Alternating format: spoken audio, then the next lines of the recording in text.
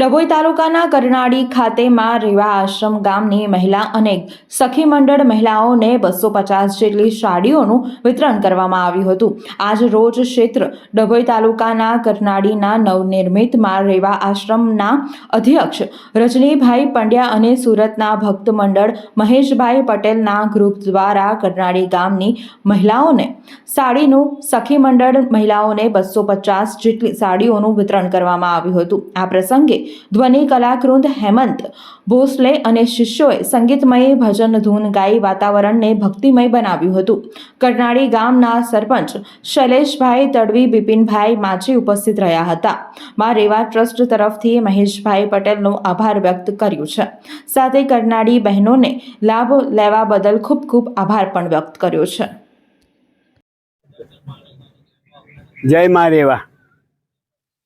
આજરોજ ક્ષેત્ર કરનાળી રેવોરી સંગમ ઉપર નવનિર્મિત માં રેવા આશ્રમ ખાતે સુરતના માં રેવાના ભક્તો મહેશભાઈ પટેલ અને એમનું ગ્રુપ અહીંયા સાડીઓ લઈને આવ્યા અને કરનાળી ગામની તમામ બહેનોને આમંત્રણ આપ્યું અને અહીંયા એમને બેસાડી એમને ફરાર કરાવડાવ્યું અને દરેકને સાડીનું વિતરણ કરવામાં આવ્યું। દરેક બહેનોને સાડી આપવામાં આવી।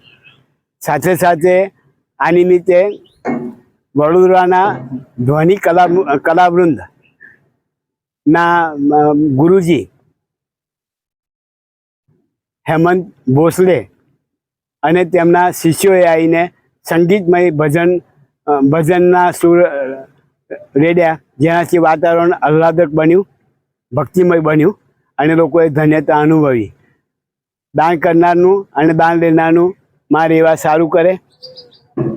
જય માં રેવા, જય માં રેવા, જય કુબેર ભંડારી। વડોદરાના સમાચાર જુઓ તથા આપણી ચેનલને સબસ્ક્રાઇબ કરો અથવા સંપર્ક કરો।